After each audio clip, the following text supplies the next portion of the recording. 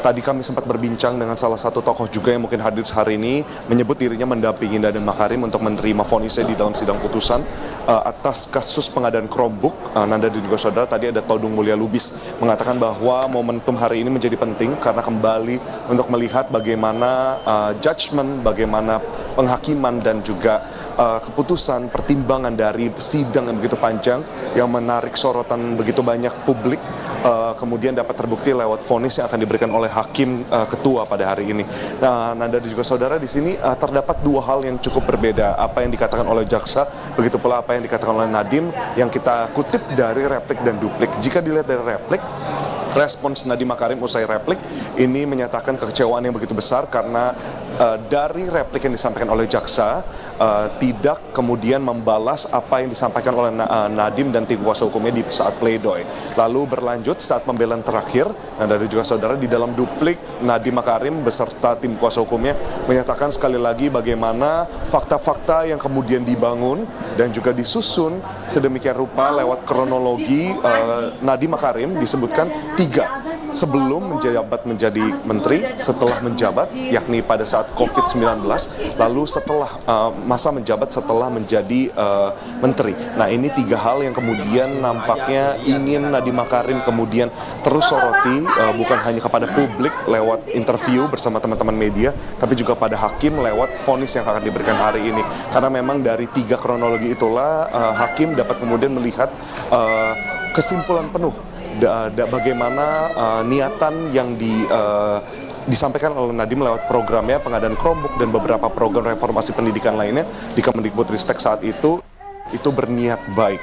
Nah, ini kemudian masih jaksa berkutat pada tuntutan yang kemudian sebelumnya sudah disampaikan, ini 18 tahun penjara dan membayar denda 1 miliar dalam kasus dugaan korupsi pengadaan laptop berbasis Chromebook di Kemendikbudristek, dan jaksa juga menuntut Nadiem untuk membayar uang pengganti sebesar 809,596 miliar dan 4,871 triliun. Nah, ini berhubungan dengan bagaimana kerugian dari 2020 hingga 2022, dan mungkin di sini ada yang berbeda yang kemudian sempat kami tanyakan kepada jaksa di saat replik.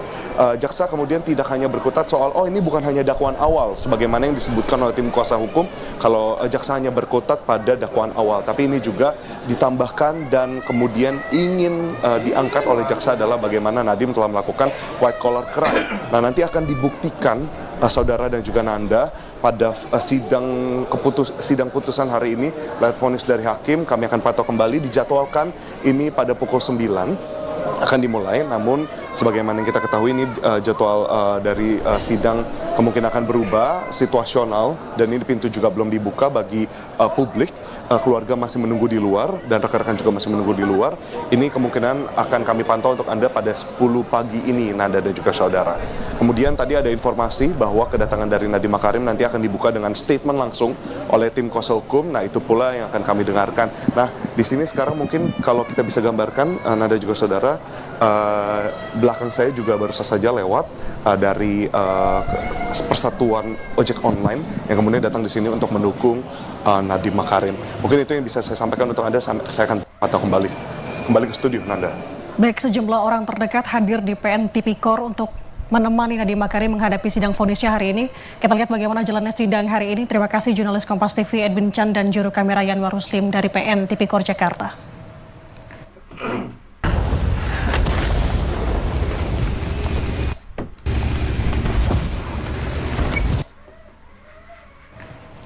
Saudara, tetaplah bersama kami akan kembali usai jeda.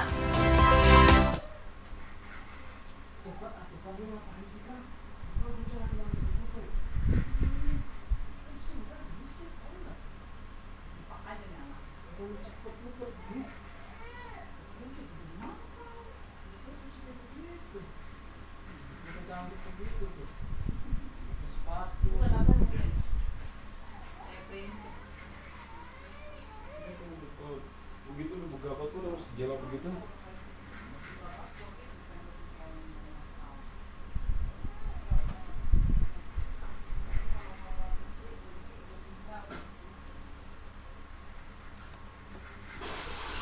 Ada.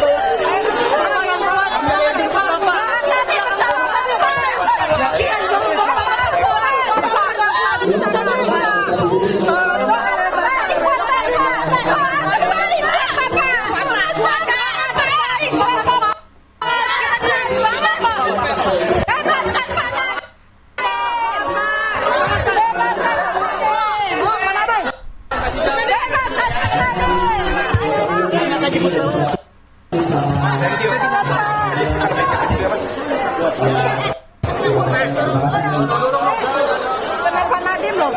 Kenapa Nadiem loh? Awas, posisi. Awas, jangan dorong.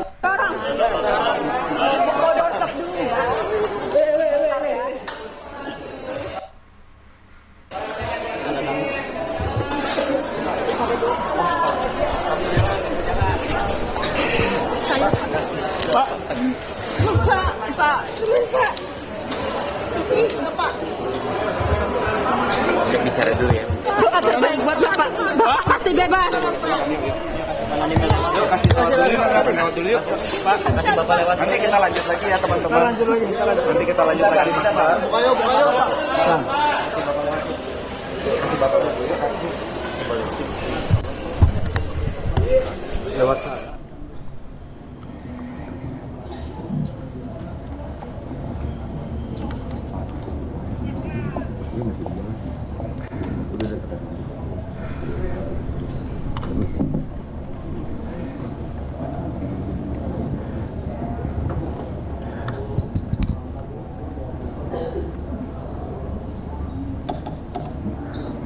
Assalamualaikum warahmatullahi wabarakatuh.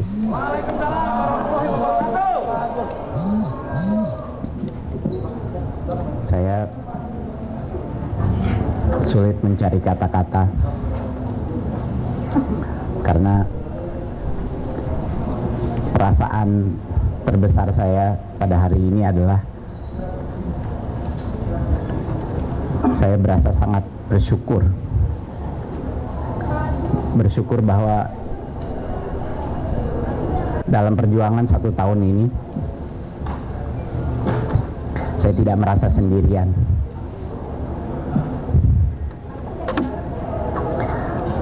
Apapun yang akan terjadi hari ini, saya yakin sekarang saya tidak sendirian karena saya punya keluarga saya punya dukungan dari berbagai kalangan masyarakat, dan saya punya kebenaran di sisi saya, dan karena itu Allah tidak akan pernah meninggalkan saya. Amin. Kita tahu hari ini apa saja bisa terjadi. Tentunya harapan saya adalah bahwa kebenaran menang hari ini. Bahwa keadilan masih ada artinya di negara ini. Tapi saya juga tidak naif. Saya menyadari bahwa bisa saja hari ini keputusannya tidak berdasarkan fakta-fakta persidangan. Bisa saja itu terjadi. Tetapi saya yakin bahwa ada hikmah yang jauh lebih besar dari kejadian ini, dari kasus ini. Saya berdiri di sini bukan hanya mewakili saya dan keluarga saya. Saya berdiri di sini mewakili setiap orang jujur yang telah dikriminalisasi dan akan dikriminalisasi. Saya harap bahwa kasus saya, apapun yang terjadi hari ini, dijadikan. Biasanya, kalau pakai AI, kita yang harus memikirkan semuanya. Kita harus membuat prompt, kita harus menjelaskan detail yang perubahan, dijadikan animo untuk perubahan yang lebih baik bagi sistem hukum kita, proses penuntutan kita, proses membuat keputusan, proses melakukan tuntutan, proses pembuktian, sehingga ini tidak terjadi lagi di negara yang kita cintai ini. Teman-teman, sekali lagi, saya tidak pernah menyesal keputusan saya untuk mengabdi kepada negara, dan saya tidak ingin anak-anak muda ketakutan untuk mengabdi kepada negara setelah kasus ini. Yang saya inginkan justru jadikanlah ini kesempatan emas apapun yang terjadi dengan saya, Indonesia harus menjadi lebih baik. Indonesia harus memberikan harapan kepada anak-anak mudanya. Indonesia harus memberikan harapan kepada kepastian hukum agar kita semua merasa aman untuk mengabdi kepada negara. Terima kasih. Sekian dari saya. Amin.